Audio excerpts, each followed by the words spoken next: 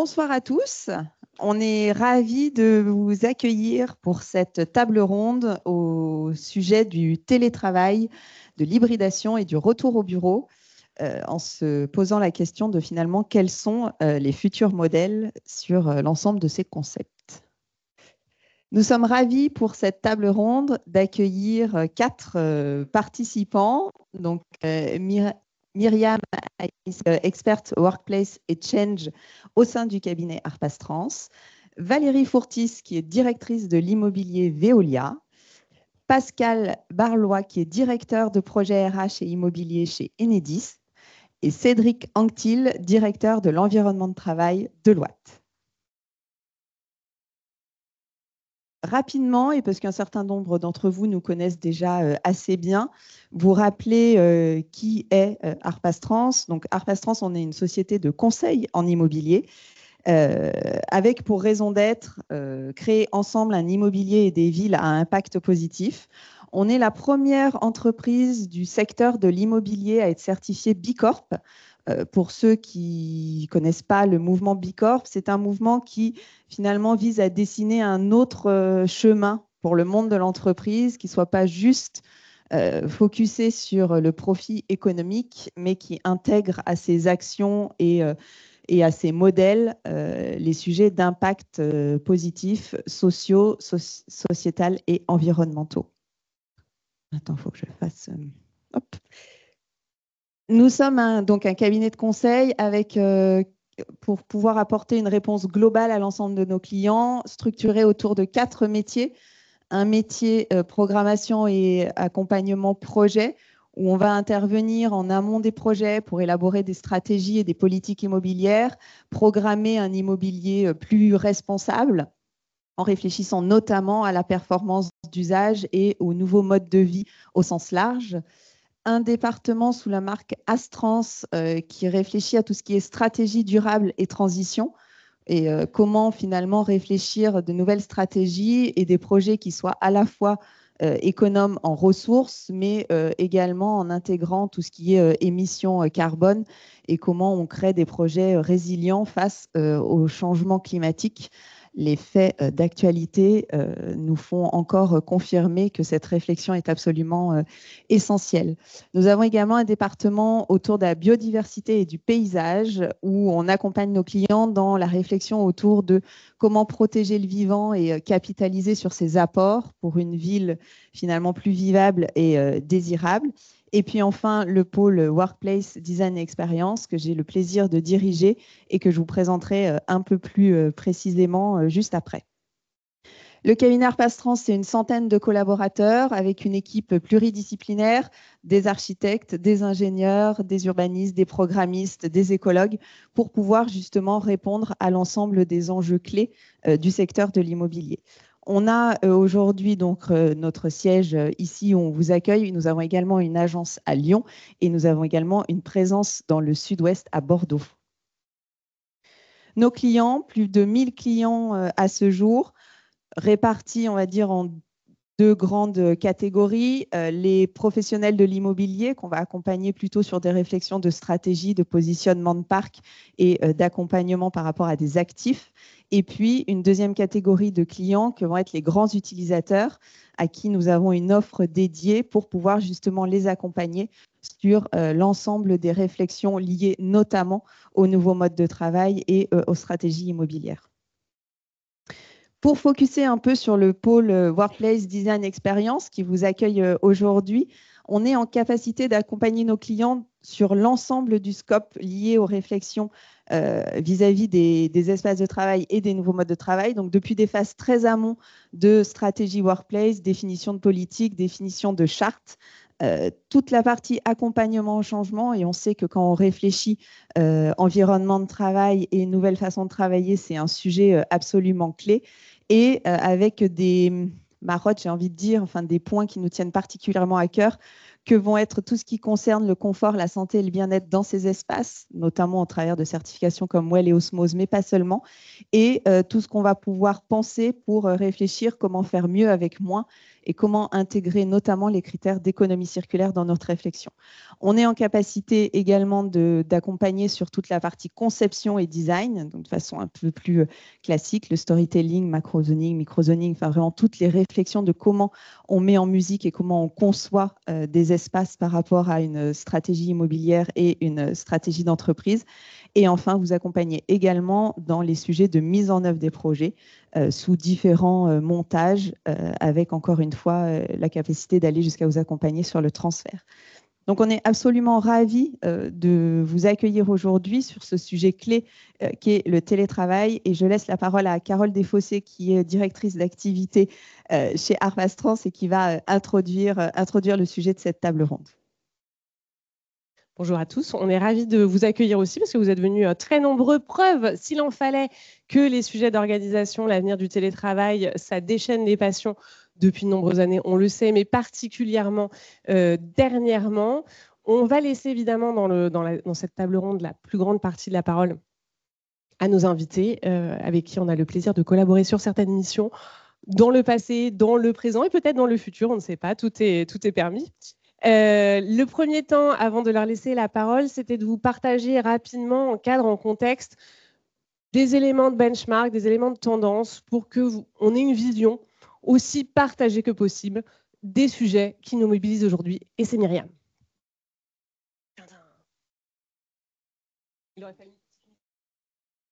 Bonjour à tous.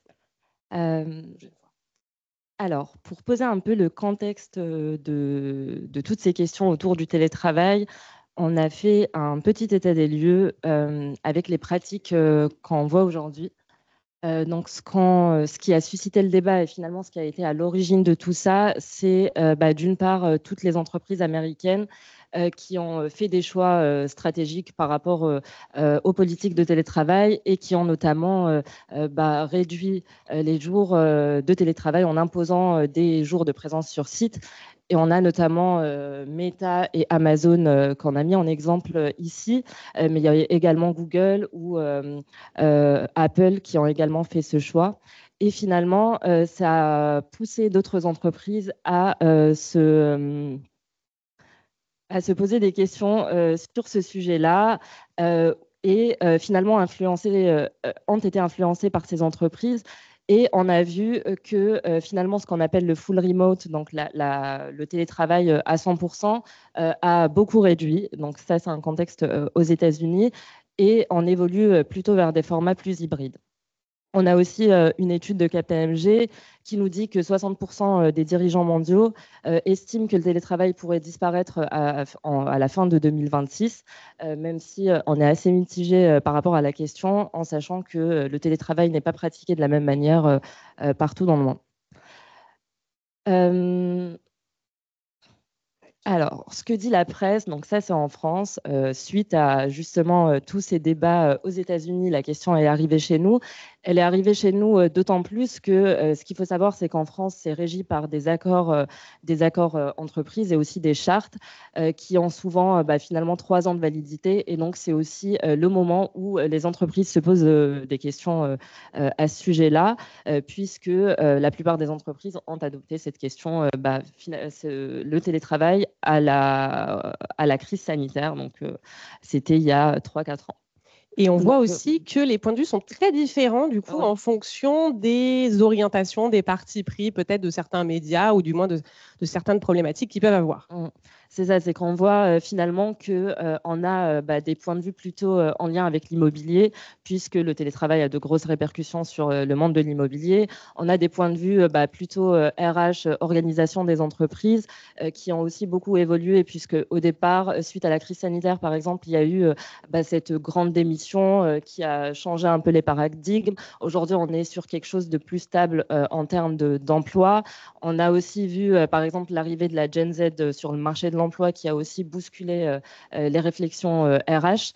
Donc, il y a beaucoup de changements à la fois sociétaux parce que ça concerne tous les collaborateurs, économiques puisque ça concerne l'immobilier, organisationnel puisque ça concerne aussi l'organisation des entreprises et aussi politique puisqu'il y a les politiques urbaines qui sont aussi impactées par la question. Et on l'a vu, par exemple, avec le PLU bioclimatique de Paris. Un sujet à la croisée de tous les chemins. Et c'est le moment de donner la parole à Pascal. J'allais dire de Pascaler la parole à Pascal.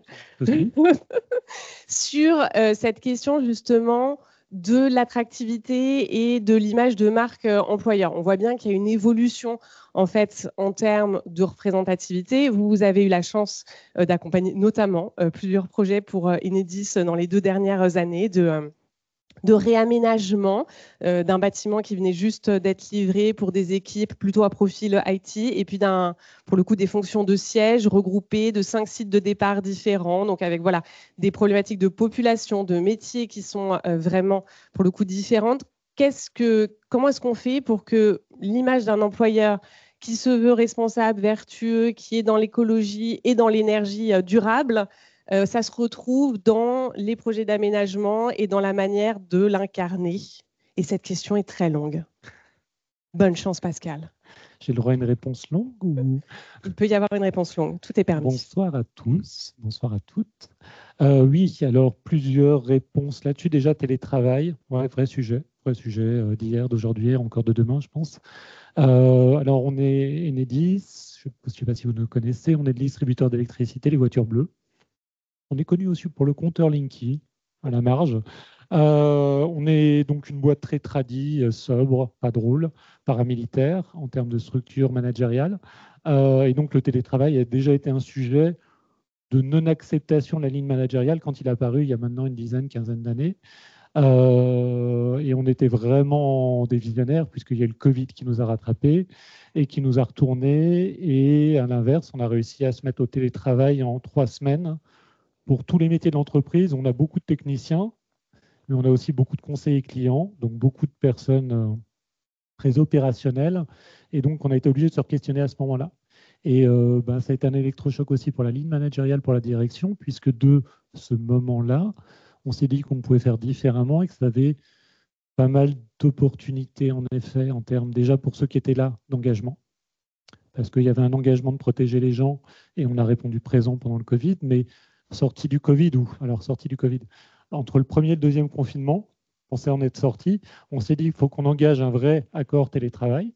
Bon, on ne savait pas qu'on allait être rattrapé. On a négocié à distance, ce qui était la première fois aussi, donc on peut faire beaucoup de choses en télétravail. On a négocié avec nos partenaires sociaux et on a sorti ça en juillet 2021 et on n'était toujours pas sorti des confinements. Donc, et on est parti sur un accord télétravail qui concernait tous les salariés. On n'a pas fait de distinction cadre, pas cadre. On a fait un accord qui faisait 10 jours par mois, sans se poser de questions. Donc 50% du temps, on peut être en télétravail. Et il y avait peu d'autres règles. Et en fait, l'effet direct, c'est 12 points d'engagement sur le baromètre social fait par Ipsos chaque année. Je pense simplement parce qu'on a répondu certes à une exigence du moment, mais aussi simplement, c'était une expression des salariés de dire maintenant qu'on y a goûté, maintenant qu'on a démontré qu'on était capable de continuer à fonctionner en télétravail dans les pires conditions qu'on avait les premiers confinements, lions la parole aux actes et mettons un accord qui correspond à ça. Et après, derrière, en effet, c'est aussi un enjeu d'attractivité, en particulier pour les métiers de la DSI. On a eu la bonne idée d'avoir une DSI en 2019 pour lesquelles on a pensé un super bâtiment. La DSI interdisait le télétravail en 2019. Donc, tout le monde devait être présent. Concept pour des métiers SI. Et donc, on a pensé le bâtiment comme tel. Donc, il y avait de la place pour tout le monde. On a ouvert le bâtiment en 2022. Bon, succès d'estime, il était vide à peu près à 50%, je pense, dans le meilleur des jours. Et donc, assez rapidement, on a fait une V1 avec les équipes Arpastrans, puisqu'on a redensifié, on a fait revenir d'autres équipes et ainsi de suite. Donc, en fait, la bonne réponse là-dessus, c'est que je pense que durablement, on n'est pas sorti de ces allers-retours sur le télétravail et que là, le bâtiment le plus récent qu'on a sorti, qui est le bâtiment du siège, on l'a pensé comme tel. Il concentre 4 vieux bâtiments qui étaient à la Défense. On est resté à la Défense, on est dans un bâtiment de moindre hauteur. On a réservé une grande partie de l'espace, on en parlait tout à l'heure en avance de phase, on organise des visites si ça vous intéresse. On a regardé une grande partie de l'espace, la meilleure partie du bâtiment, vue sur Paris, vue sur Tour Eiffel, pour justement tout le monde. tous les salariés de l'entreprise, on est 40 000, tous ceux qui sont de passage sur Île-de-France, quel que soit le motif, peuvent venir là. C'est une sorte de coworking interne. Et en fait, l'enjeu, c'est que ça crée un lien informel avec toutes les personnes qui viennent bosser là. Et c'est un enjeu aussi pour les nouvelles générations. Les premiers qui sont venus bosser là, c'était en effet la génération Z, parce que c'est joli, il y a des canapés, c'est plutôt sexy, il y a une super vue. Et en fait, c'est ceux qui sont greffés là le plus facilement. Et ça fait venir d'autres personnes et ça crée des liens, ça décilote nos différentes fonctions sièges. Donc ça a aussi un intérêt en termes d'efficacité globale de nos équipes. Et je crois que vous avez un super taux de remplissage et de satisfaction sur le dernier en date. Alors, un des enjeux aussi, c'est comme on avait été plutôt volontaire, en tout cas vu de nous, sur le taux de télétravail, la moitié du temps, on voulait aussi que les gens viennent. Ça peut paraître un peu tordu, hein, mais on est RH.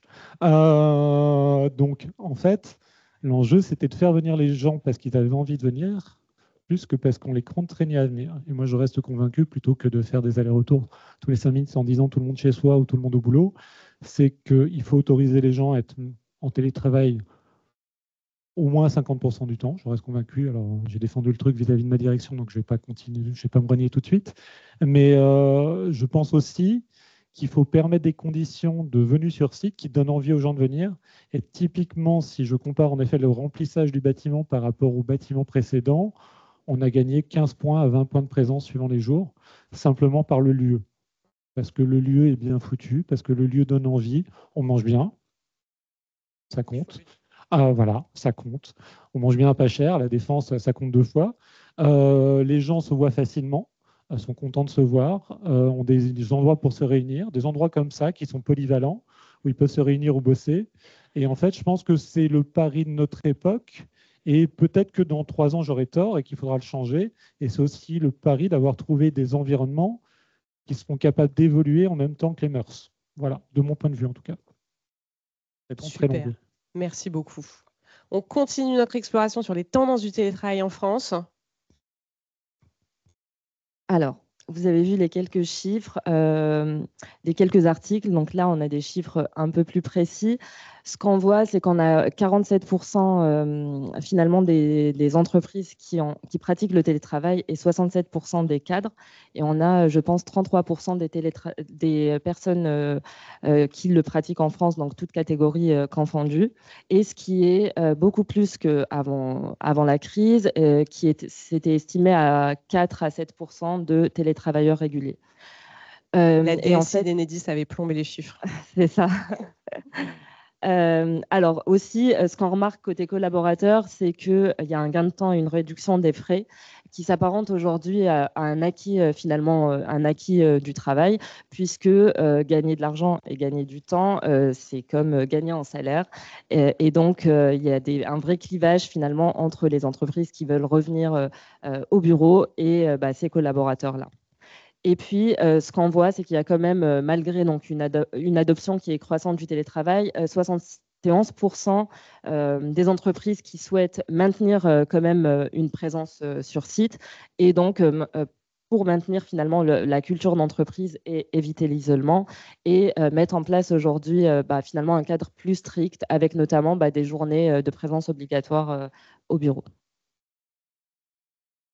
Et justement, sur cette base, Cédric, donc chez Deloitte, est-ce que vis-à-vis de ces évolutions, de l'arrivée du télétravail, est-ce que vous avez fait des ajustements au niveau des espaces de travail pour répondre justement à cette montée qui peut paraître quelquefois ambivalente, en même temps télétravail, en même temps retour sur site? Comment est-ce que vous avez géré ça jusqu'à aujourd'hui chez Deloitte?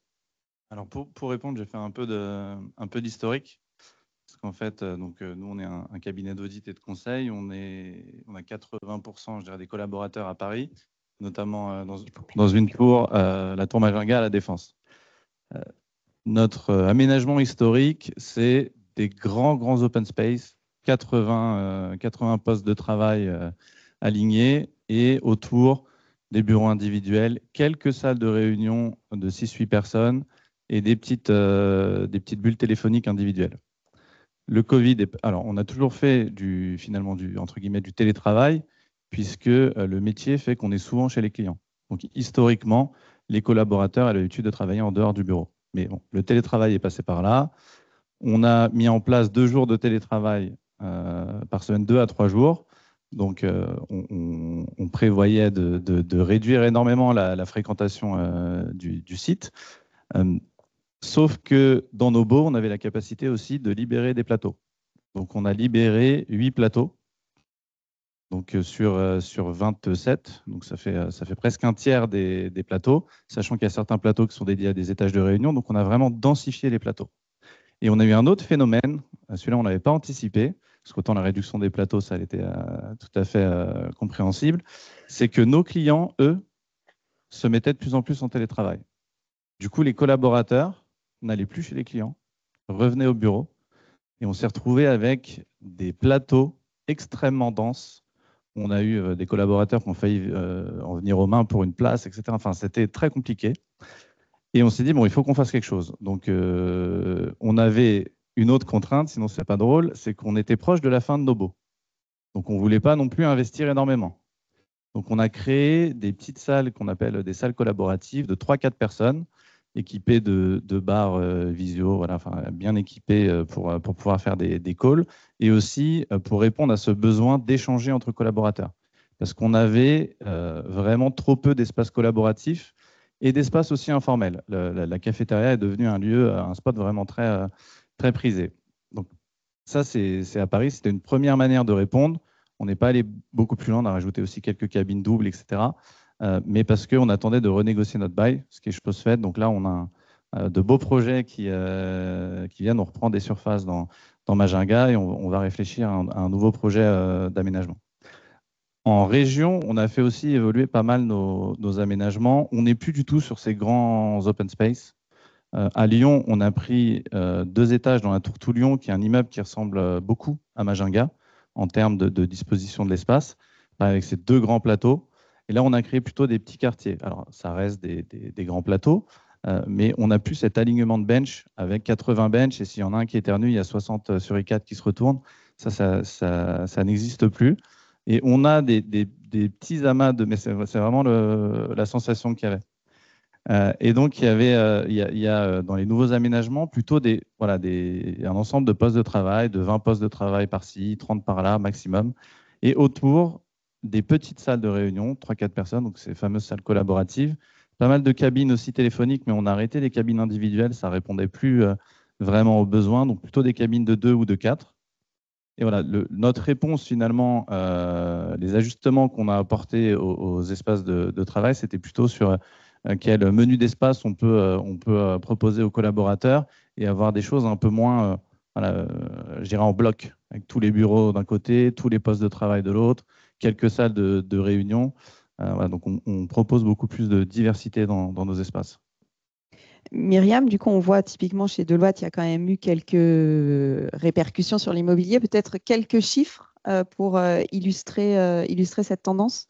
Oui, alors on a de grosses répercussions sur l'immobilier d'entreprise et notamment sur l'immobilier de bureau.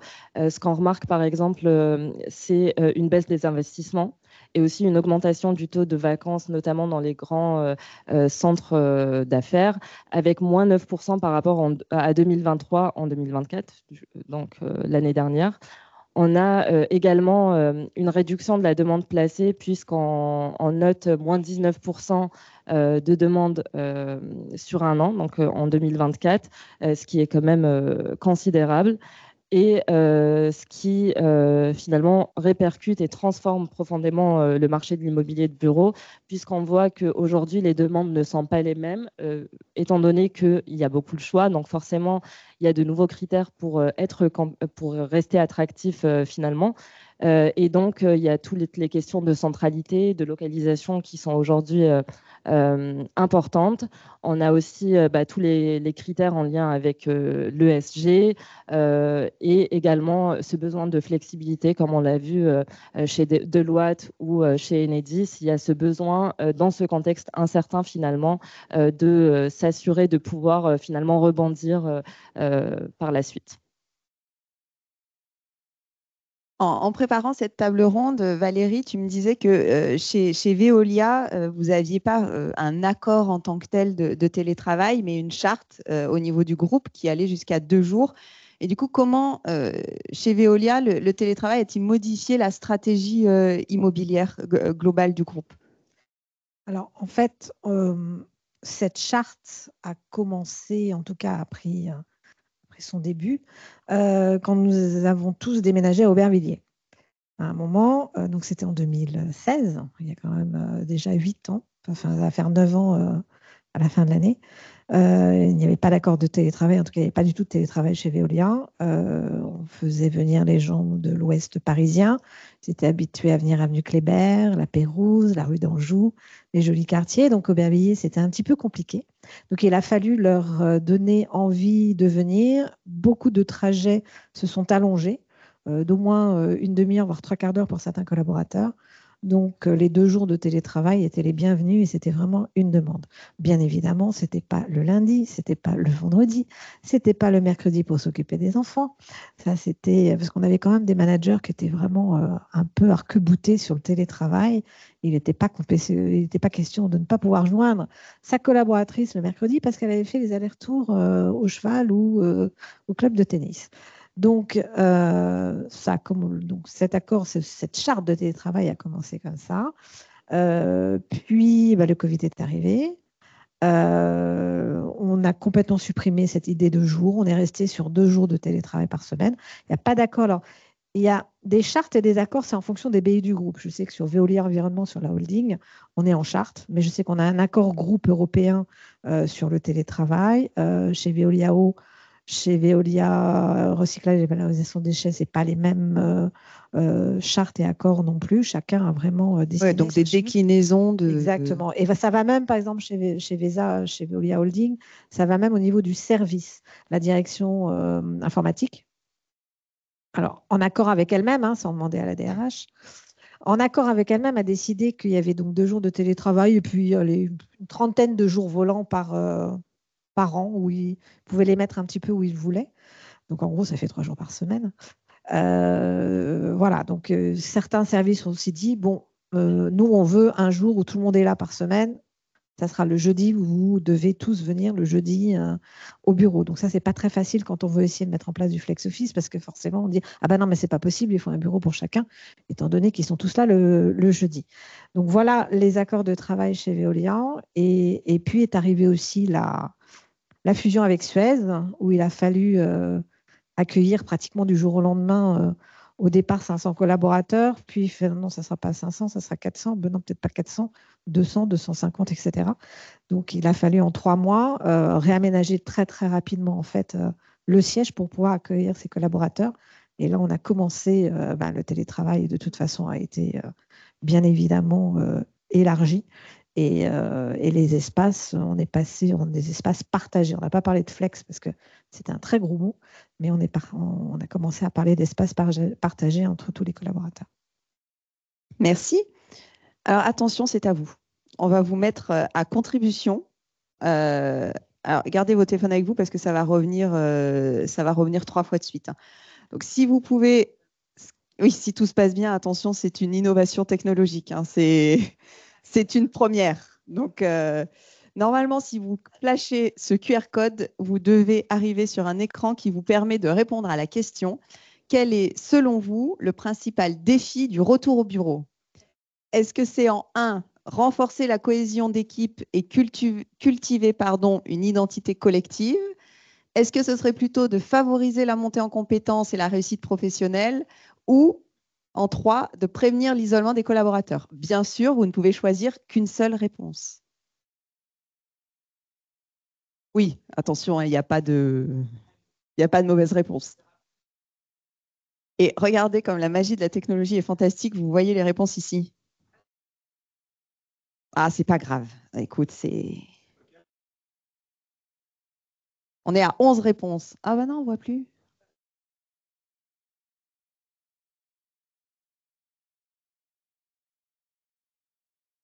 Oh, mais là, ouais.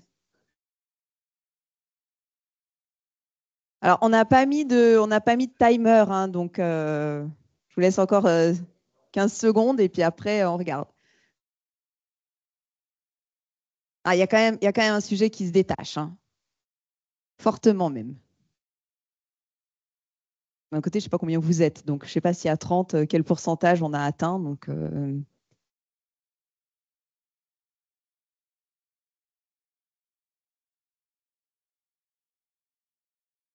alors, pour le coup, on peut dire que majoritairement, puisqu'à plus de 70%, vous avez voté renforcer la cohésion d'équipe et cultiver une identité collective. Et j'ai envie de vous dire que cette réponse nous va bien.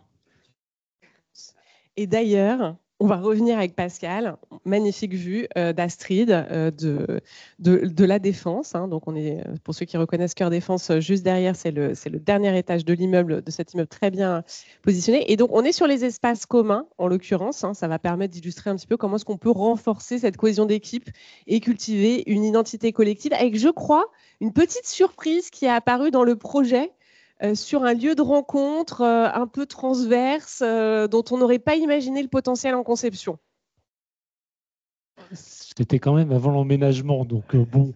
Mais oui, c'est vrai qu'on s'est dit, en fait, peut-être un peu tardivement, à la marge, les travaux venaient de commencer. Il nous restait un petit 6 mois avant que les gens n'arrivent, qui n'avait peut-être pas le bon endroit pour vraiment être en transversalité, un peu renforcer toutes les équipes. Ce que j'évoquais tout à l'heure, avoir un lieu qui fait un peu le lien de toutes les équipes, ça n'existait pas dans le projet d'origine et on l'a un peu conceptualisé fin 23, début 2024 et l'emménagement avait lieu le 19 août. Et il a fallu faire quelques changements en effet à ce moment-là, à la marge. En fait, là, vous avez le rooftop, donc on a un rooftop. C'est un peu classe. La particularité, c'est qu'en fait, le choix qui a été fait par notre présidente, qui est assez notable pour une boîte un peu tradie comme la nôtre, elle ne s'est pas mise au dernier étage, elle s'est mise au 7e. Et le 8e a été laissé justement pour l'ensemble des collaborateurs. Pour cet étage-là, on en a fait 3 choses, des grands espaces de réunion, des grandes salles, un peu comme celle-ci en fait, des salles qui peuvent servir de réunion, d'amphi, d'espaces de travail, etc. On a toute une partie qui est plutôt je viens bosser, mais je peux aussi déjeuner sur place si je viens avec ma gamelle et ainsi de suite. Et la dernière partie, c'est là où justement le plus gros changement est intervenu. On a fait une sorte de coworking, un coworking, mais interne. Et en fait, il a fallu virer les résidents qu'on avait prévu de mettre là et les reventiler un peu dans le reste du bâtiment. On l'a fait pourquoi? Parce que la conviction, c'était qu'il n'y avait pas d'endroit pour accueillir facilement, il n'y avait pas d'endroit pour vraiment réunir tout le monde et entre guillemets, sortir de nos silos respectifs des directions métiers d'un siège. Donc, on a fait ça. Ça a été beaucoup de mouvements parce qu'il a fallu revoir les plans pratiquement de tous les niveaux pour justement recaser les gens qui étaient avant au 8e. Après, à refaire, je le ferai certainement plus tôt, mais ça marche vraiment bien. Et dès le début, ça a marché. Ça a permis vraiment à tout le monde de se rencontrer, d'être plus efficient. Qu'on soit clair aussi, hein, je suis RH, mon objectif, c'est que les gens bossent bien, efficacement. Et tout ça est pensé aussi là-dessus. L'engagement en fait partie comme une finalité d'efficience collective. Le lieu qui fait le lien et qui permet aux gens de se rencontrer facilement, c'est aussi autant de ponts, autant de synergie entre des directions métiers qui ont l'habitude de bosser en silo. Donc, on gagne en transversalité, donc on gagne en efficience collective. C'était le pari de ce 8e étage et même de ce rooftop, de se dire c'est des endroits suffisamment attractifs où les gens vont venir bosser, se croiser, alors qu'ils n'avaient pas prévu de bosser ensemble. Et ça crée des ponts d'activité, en fait, vraiment, et constater. C'était une théorie quand on l'a fait. Là, depuis, je peux en parler avec 6 mois de recul, où ça marche, les gens viennent, ça se greffe. Notre PDG me le dit régulièrement, elle n'a jamais croisé autant de monde, et en même temps, donc ça renforce ce côté décloisonnement, mais en même temps, c'est autant de ponts aussi qui se font à cette occasion-là. C'est autant d'informels. Je ne sais pas si nous, ce que nous avaient dit les salariés, ce qui manque en effet quand on est en télétravail, c'est qu'on n'a plus les temps d'informels. Les temps d'efficience, c'est quand je suis avec mon équipe de travail au même endroit, chacun bosse de son côté, mais je peux parler plus facilement à l'autre. En télétravail, on l'a tous vécu en mode confiné, on est obligé d'organiser des points qui se faisaient avant naturellement pour communiquer au sein de l'équipe, en Zoom, en machin, etc. Donc, l'intérêt, en effet, de revenir sur le lieu de travail, c'est de créer une sorte de forme de cohésion, mais j'irai même plus loin. La cohésion en tant que telle, c'est bien. L'efficience vient du fait que les gens ont de l'informel en étant en forte cohésion, et ce partage des informations, une efficacité de redoutable, ils se parlent. Réussir à l'organiser à distance, on ne sait pas faire, et réussir à l'organiser dans des bâtiments, c'est essentiel. Et c'est ça l'intérêt d'avoir un bâtiment qui est suffisamment attractif pour que les gens viennent pour ce motif-là et voir, se parlent en équipe, mais parlent aux autres équipes. Voilà. Et donc, c'était le parti de ce 8e étage. Et moi, ce que je retiens du coup des échanges qu'on a eu aussi, et du travail évidemment qu'on a fait ensemble sur ces différents sujets, c'est qu'il y a effectivement l'idée de laisser de la place aussi, que ce soit généreux. Voilà, c'est vraiment un étage qui est dédié. On n'est pas en train de se dire c'est un petit bout, on va rogner dessus parce qu'il y a machin qui a dit que finalement il avait besoin d'un bureau individuel, etc. Ça a vraiment été cranté dans le projet et tenu par l'équipe projet, Enedis en l'occurrence, en interne, dans des contextes de redéfinition assez évolutif en permanence, comme tous les projets immobiliers. Ça fait jaser. Ça fait jaser parce qu'en effet, tasser tous les gens dans les autres étages pour laisser des mètres carrés inutiles au dernier étage qui serait utilisé par personne, quelle drôle d'idée. C'est ça, du moins. Il y avait une vraie attente. C'était un vrai pari, en tout personnel, de dire non, ça va marcher. Là, ça marche. Ça a pris du temps, qu'on soit clair aussi. C'est pas le 19 août où les gens sont venus là pour bosser. Ils sont venus progressivement, génération Z en priorité. Il y avait des canapés, une super vue. Ils ont squatté tout de suite. Et après, progressivement, les autres sont venus aussi en se disant franchement, c'est cool, c'est pas mal. Je vois d'autres gens que mon équipe naturelle de travail. Je suis bien. Des fois, je peux m'isoler plus facilement, entre guillemets, m'isoler dans un monde, mais m'isoler quand même. Et donc voilà. Et ça a marché, mais c'est un vrai pari. Et l'autre point que je retiens aussi, c'est comment est-ce qu'on incarne, encore une fois, une marque employeur, vraiment dans la réalité, dans le concret, et notamment sur des enjeux de responsabilité durable, sociétale, environnementale, en mettant le réemploi au cœur, notamment sur les aspects immobiliers, mais pas que, parce que oui, les volants de badminton et les coquilles Saint-Jacques ont été au cœur du projet. Il faut le dire. Entre autres choses. Ça, c'est juste pour la petite histoire, ce que vous ne dites pas, c'est qu'en gros, on a commencé la mission ensemble en février 23, et en mars, on dit, alors, on va peut-être changer 2-3 paramètres de la mission, on ne va pas acheter du neuf. On va réutiliser tous nos meubles actuels, dont certains avaient plus de 10 ans, et on se dit, il faudrait peut-être remettre un coup de peinture dessus, parce que... tout en gardant l'image d'un projet conçu par une autre société avec des attentes fortes des utilisateurs auprès duquel ça avait été communiqué, ils avaient vu des visuels 3D, donc il fallait que ça fasse waouh quand on arrive. Bien sûr. Voilà. Donc ça, c'est notre petite aventure avec Arpas Trans. En fait, oui. Alors, élément de contexte économique 2023, inflation 15 points, sur tout ce qui est acier et bois, le prix du neuf s'envole. On a un ancrage fort RSE, mais on n'est pas les seuls, j'imagine, dans cette salle à avoir un ancrage fort RSE. On peut l'avoir et pas le faire, on le sait.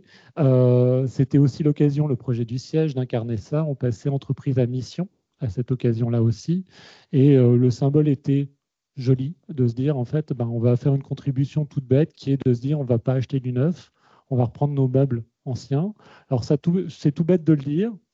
On l'a fait sur 1300 postes de travail.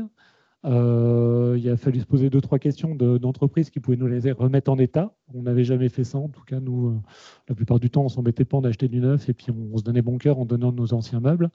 Il a fallu aussi venir piquer les postes de travail des collaborateurs avant qu'ils n'aient emménagé.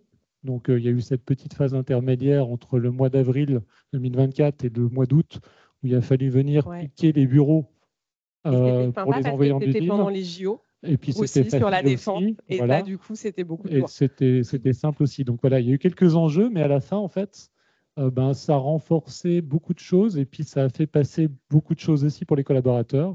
Parce qu'en fait, ils sont pris au jeu. Donc, ils ont eu du mobilier de location avec une entreprise qui s'appelle Tricycle. On a loué des meubles chez Tricycle qui étaient vraiment de la troisième main. Donc, des trucs moches, mais c'est passé. Alors, non, mais ceux qu'on a pris, en tout cas, c'était ceux qui n'arrivaient pas à vendre. Donc, et je ne sais pas s'il y a Tricycle dans la salle, et vraiment, ça fait partie des partenaires naturels, donc vraiment, ça a super bien marché. Mais c'est vrai que les meubles qu'on a récupérés par rapport à ce qu'on avait étaient encore pires que nos meubles qui avaient 15 ans. Donc, ce n'étaient pas les plus jolis, mais on les a loués pendant 5 mois et ça nous allait très bien. vraiment. Et on n'aurait pas réussi ça si on n'avait pas eu cette association aussi. Pardon, oui, pas de jugement de valeur, hein, vraiment. Non, non, ça s'est bien passé. Et puis, ça s'est passé les week-ends. Il fallait qu'on ne perturbe pas les équipes de travail, donc on a fait ça les week-ends. Et après, on les a renvoyés dans des usines. Et donc, oui, en effet, on a livré tout ça facilement au moment où les JO se mettaient en place, début juillet, confortable sur la défense. Et voilà. Mais à la fin, même chose en termes d'engagement, on a démontré par A plus B que on tenait nos valeurs, quoi. Du moins, ça peut paraître tout bête, hein, mais être entreprise à mission et acheter du neuf, je pense que ça serait passé difficilement en fin de compte pour les salariés. Alors, ça a changé un peu le plan d'origine, un peu au dernier moment aussi, mais ça a fait un effet waouh. Et dernier truc aussi, c'est qu'on a essayé d'ancrer dans le bâtiment notre image de marque. Alors, on fait du réseau, on fait des voitures bleues, on a plus de 50% du personnel qui monte à une échelle pour rétablir l'électricité quand il y a des tempêtes. Et en fait, ça fait partie de nos éléments de déco. On en parlait tout à l'heure. C'est facile, mais on l'a ancré dans les murs, dans les salles de réunion. On en a fait quelque part, on en a mis dans des vitrines comme si c'était des objets de collection. Et en fait, même chose, ça fait partie d'un ancrage assez fort pour les gens. Et je pense que ça fait partie du faire venir du bâtiment qui explique pourquoi les gens viennent peut-être plus facilement aujourd'hui qu'hier, quoi. C'est très précieux. On aura encore plein de choses à dire sur la flexibilité du bâtiment, mais il faut aussi laisser la parole aux autres participants et à vous, public, participants. Sur la deuxième question, à votre avis, quels seront les éléments clés des futurs espaces de travail? Vous avez le choix entre la réponse 1, des espaces transformés pour des usages optimisés, la réponse 2, une qualité de vie et des services aux utilisateurs renforcés, et la réponse 3, une politique d'attractivité et de performance des organisations réinventées. La parole est à vous. On vous laisse quelques instants, je fais la musique. Ding, dong, ding, dong.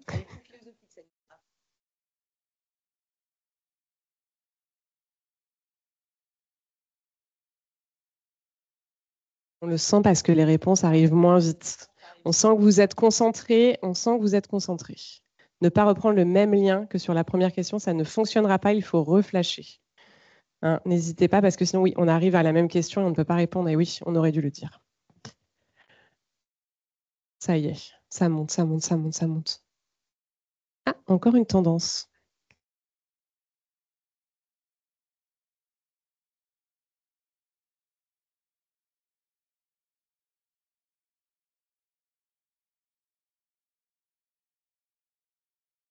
D'accord, vous êtes très alignés ce soir. Vous êtes moins alignés.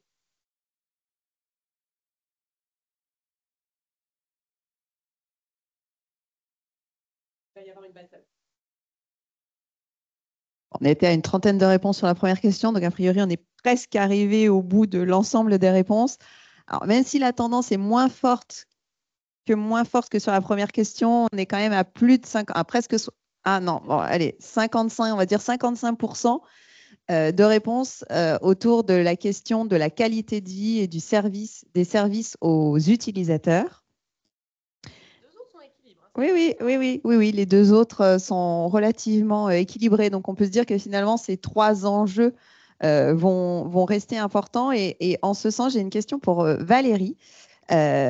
Finalement, quel mécanisme vous avez mis en place ou vous mettez en place pour surveiller et anticiper ces évolutions? On vient de voir la question là sur les évolutions des environnements de travail et ce qui allait être la clé.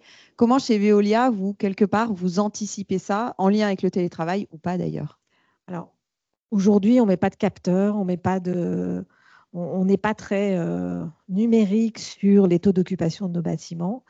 Par contre, dès qu'on doit toucher à un bâtiment existant pour pouvoir accueillir d'autres collaborateurs, etc., on fait systématiquement des audits d'occupation, ne serait-ce que pour vendre ça à nos collaborateurs et à nos IRP, pour que ça soit un petit peu inattaquable. Donc, on a énormément de projets sur notre siège à Aubervilliers. On a aussi énormément de nouveaux projets, puisque tous nos baux arrivent à échéance. Là, on a énormément de baux qui arrivent au 9 ans. Partout en France. Donc, on n'a pas de monitoring vraiment électronique avec capteur, mais on fait systématiquement des audits. On fait mesurer par mesurement pendant 15 jours à différentes heures de la journée pour vérifier que tout le monde est là, tout le monde n'est pas là, et on a des choses C'est quand même des services où il y a 30% de personnes en fait, qui sont à leur poste de travail. Donc, ça permet de réduire un peu les surfaces, de passer en flex et de faire des simulations un peu différentes de ce qu'on a aujourd'hui. Et aujourd'hui, c'est indispensable. On ne peut plus avoir des immeubles trois quarts vides. Donc, on se base en tout cas maintenant de notre recherche. Avant, en fait, on recherchait des immeubles avec, bon, on s'est dit, allez, 15 mètres carrés par personne. Et puis, on multiplie par le nombre de collaborateurs qu'on aura sur place et on recherche tant. Aujourd'hui, on fait vraiment quelque chose de beaucoup plus détaillé. On dit, OK, il y a tant de collaborateurs, tant de télétravail. On essaie vraiment d'avoir les jours de télétravail. Est-ce qu'il y a des pics quelques jours? Enfin, on va vraiment très, très finement dans le détail avant de chercher des nouveaux locaux. Et on essaie d'occuper au mieux nos locaux. En ce moment, sur Aubervilliers, c'est sûr que on a accueilli Suez sans trop d'efforts. C'était quand même, mine de rien, 250 personnes de plus sur la BU Veolia Environnement qui en comptait à peu près 1000. 25% de plus. On les a accueillis franchement sans problème. C'est passé comme une lettre à la poste. On a revu un peu les espaces. On a mis ces espaces partagés, etc. Du coup, il y a une autre BU qui est qui a fait la même chose et qui a carrément rendu presque la moitié de ses surfaces, ce qui nous permet d'en accueillir d'autres, puisqu'on a des baux qui arrivent à échéance en région parisienne, et ça permet aux bornes du groupe de faire des économies. Et puis, les petits voisins qui sont aussi à Aubervilliers, la troisième BU dit « Ah ben non, mais nous aussi, il faut qu'on fasse quelque chose, on ne peut pas rester comme ça. » C'est vrai que on est un peu large, on va essayer d'être moins consommateur de surface, ce qui permet encore d'accueillir d'autres gens. Donc, voilà, c'est un éternel recommencement. On n'a pas de capteur, en tout cas d'outils, mais on fait systématiquement, en tout cas, des comptages. Ouais, c'est ce qu'on avait échangé effectivement en préparant. Ce que tu me disais, c'est que vous, au niveau de direction immobilière, vous avez cette agilité finalement pour être au service aussi et accompagner les différentes BU qui ne vont pas avoir finalement les mêmes fonctionnements, mais qui pour autant, dans leur réflexion et à leur niveau chacune et avec leur vitesse chacune, vont permettre aussi de faire évoluer au global et de rationaliser quelque part un peu l'immobilier. Et on peut voir aussi que l'immobilier parisien n'est pas l'immobilier en province. On a quand même pas mal de sièges en province. Il y a beaucoup moins de télétravail. Ils ont le droit, hein, en fait. Les collaborateurs en province sont beaucoup moins, en tout cas nous, télétravailleurs. Donc, on n'a pas du tout les mêmes besoins et en tout cas les mêmes calculs en province qu'à Paris. Alors, le prix du loyer non plus pas le même prix, mais ce n'est pas pour autant qu'il faut prendre des mètres carrés pour que ça soit vide. Mais en tout cas, quand on fait les ratios, quand on va sur place, quand on fait les mesurages, on sait très bien qu'ils sont beaucoup plus présents au bureau que les autres. Et du coup, Cédric, chez Deloitte, peut-être un commentaire aussi sur cette notion finalement d'agilité dans cette posture immobilière au regard de ces évolutions et de ces anticipations de fonctionnement qui sont peut-être pas si évidentes que ça à projeter. Alors, nous, on a la chance déjà d'avoir des activités très différentes chez Deloitte. Donc, en général, quand il y a une activité qui a une forte croissance, il y en a d'autres qui, eux, perdent un peu de vitesse. Donc, on a une sorte quand même d'accordéon qui se fait naturellement au sein de la tour, et tous les métiers n'ont pas les mêmes pratiques de télétravail. Donc ça permet quand même d'absorber aussi quelques variations naturellement. Et nous, on suit, alors on n'a pas de capteur non plus, mais par contre, on suit le taux d'occupation de la tour avec les badges. À l'entrée de la tour, on a les badges. Et ça, on regarde, on sait que tel badge appartient à telle équipe est à tel étage. Donc, à partir du moment où il badge une fois dans la journée, on considère qu'il est présent à son étage. Donc, en gros, on vient densifier l'étage d'un point de vue purement fictif. Mais voilà, pour le calcul, on vient d'abord, tout le monde est à son étage, il n'y a pas de salle de réunion. En tout cas, c'est le pari qui est pris pour pouvoir justifier et dire à l'équipe, voilà, quand on te dit que tu as un taux d'occupation de ton espace de 70%, dans la réalité, c'est même moins que ça. Mais là, on a pris tous les paramètres possibles qui vont en ta faveur. Et comme ça, on est un petit peu inattaquable lorsqu'on leur dit non, on peut réduire la partie qui t'est donnée. Okay. C'est comme ça que nous, on le suit beaucoup avec les badges. Et parce qu'un monde sans capteur serait un monde sans Pascal, Pascal a des informations à nous partager sur le sujet. Non, ben, nous, on a mis des capteurs dans le bâtiment. Non, Et voilà. disons que retour d'expérience du bâtiment de la DSI. Le bâtiment de la DSI, ils étaient 3000, il a fallu en rajouter 500 personnes. J'ai passé 6 mois à dire si, ça va passer, à faire des comptages dans tous les sens, et les mecs trichaient, ils se débrouillaient pour être là, etc. Je vous en passe des vertes et des pas mûres. Donc, j'ai essayé à la fourbe aussi, je suis RH, mais voilà. Donc, toujours est-il qu'ils avaient une mauvaise foi, j'en avais aussi, ça suffisait pas, on s'est pris la tête, je suis passé en force, ok.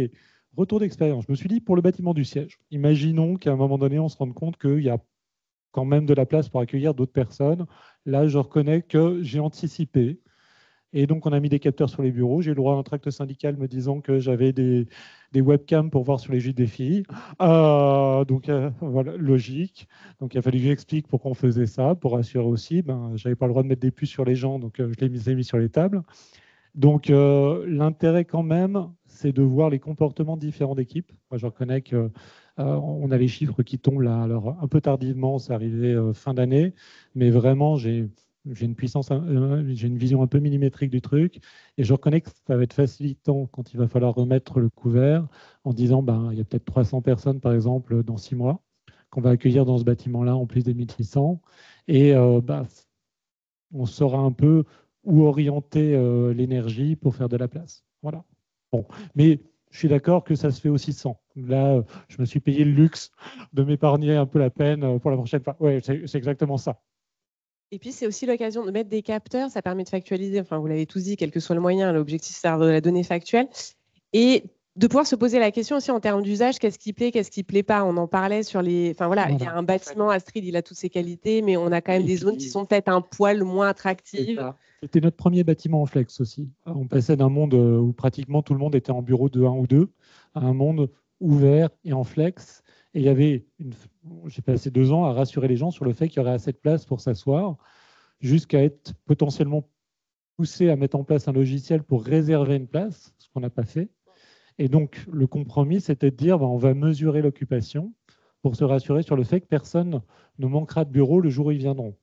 Et en fait, il y a les mardis, classiquement, où il y a plus de 1300, 1350 collaborateurs qui viennent sur site. Donc, il n'y a que 1300 bureaux.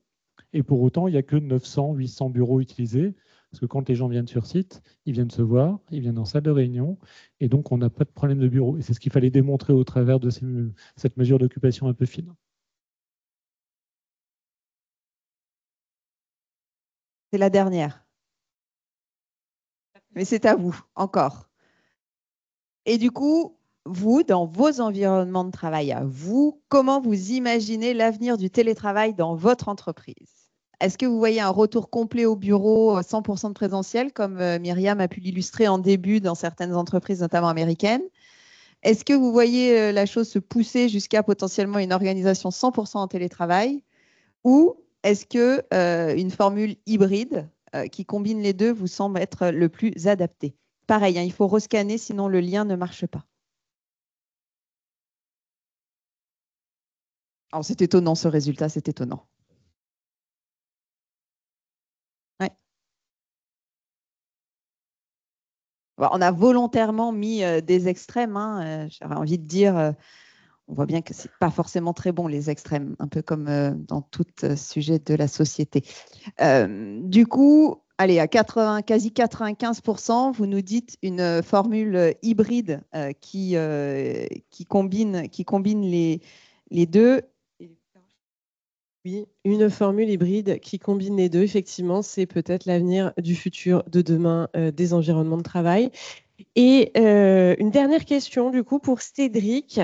Qu'est-ce que vous envisagez, du coup, parce que ça correspond un petit peu à ce que vous nous expliquiez au début.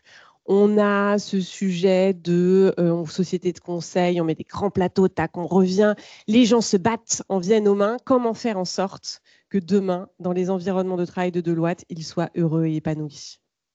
Et oui, vous avez 2 heures maintenant. Ça, c'est une belle question.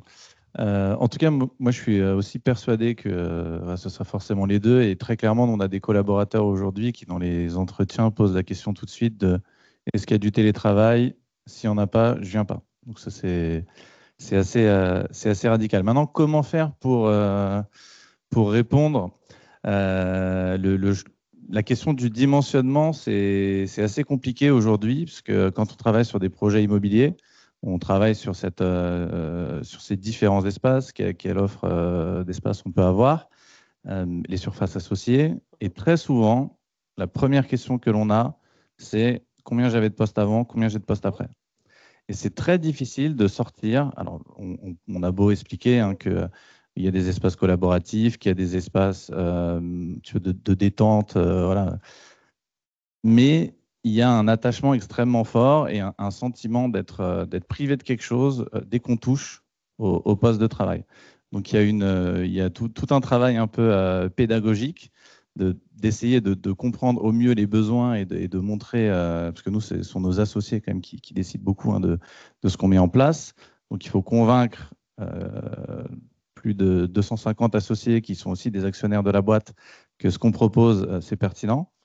Donc, on fonctionne aussi beaucoup de manière un petit peu par la démonstration de ce qu'on a pu observer, des retours d'expérience que l'on a.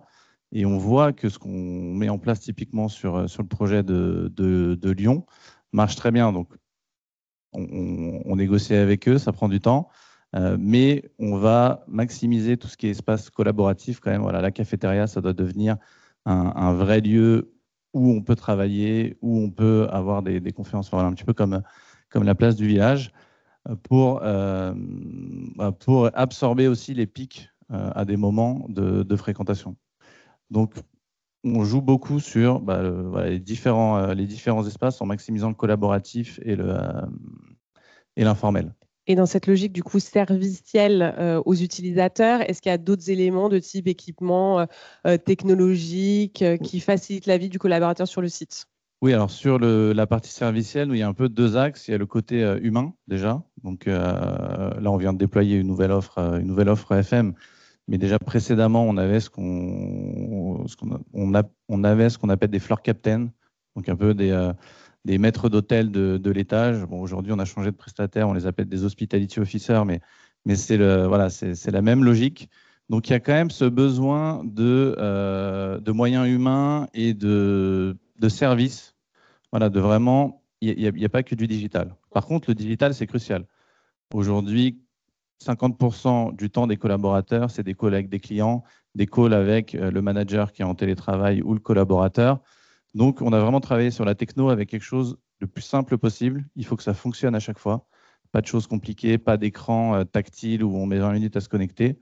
On prend un câble, on se connecte, on a la diffusion, la caméra, le son, et on charge le PC en même temps. Donc, on n'a pas besoin de se balader avec des chargeurs. On a beaucoup travaillé sur comment rendre au maximum les choses faciles pour le collaborateur et passer d'un espace à un autre avec juste son PC et tout fonctionne. C'est un gros challenge. C'est parfaitement clair. En tout cas, ça donne envie de venir voir vos espaces. Sinon, si jamais pas loin, vous pouvez également aller visiter ceux d'Enedis. On a retenu que Pascal vous invitait tous en visite. Donc, c'est organisé, c'est pas cher et ça fait du bien à la planète. Ouais, conclusion, il faut rester dans les temps, effectivement, parce qu'on a un engagement d'1 heure. Donc, on ne veut pas, pour ceux qui voudraient retourner à leur vie normale juste après, on ne veut pas vous retenir trop longtemps. On le voit bien, alors, une conclusion, on voit bien qu'il y a par rapport à cette... peut-être que je mette... Est-ce qu'on a mis une conclusion? Ah ben non, on a mis, vous remercie. Mais par rapport au titre et aux enjeux de cette table ronde, de se poser la question un peu vers quel futur modèle, on voit bien qu'a priori, il n'y a pas un modèle unique. Donc, je pense que pour tous, on n'enfonce pas une porte ouverte. Enfin, j'enfonce un peu une porte ouverte, justement. Et en même temps, ce qu'on peut voir au travers de l'illustration des 3 témoignages, c'est de se dire que, en fait, chaque entreprise, chaque organisation doit pouvoir inventer son modèle et finalement doit pouvoir l'adapter en fonction de son organisation, en fonction de sa marque employeur, en fonction de ses objectifs aussi immobiliers et de rationalisation. Et nous, ça nous fait, en tant que, pour le coup, professionnels accompagnant ses clients, nous, ça nous fait nous questionner. On est convaincus, effectivement, qu'il n'y a pas non plus une version tout blanc ou tout noir.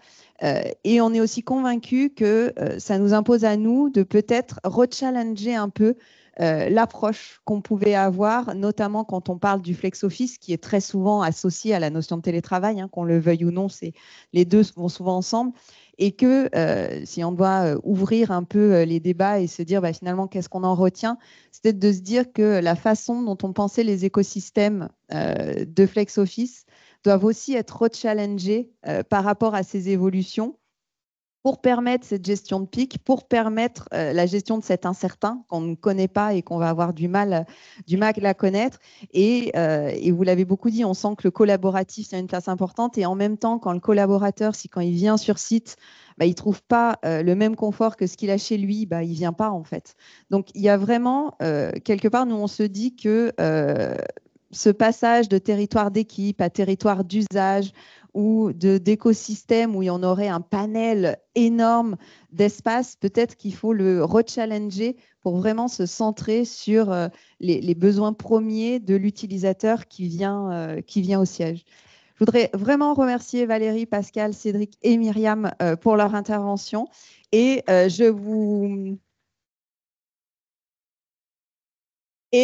vous propose un petit pot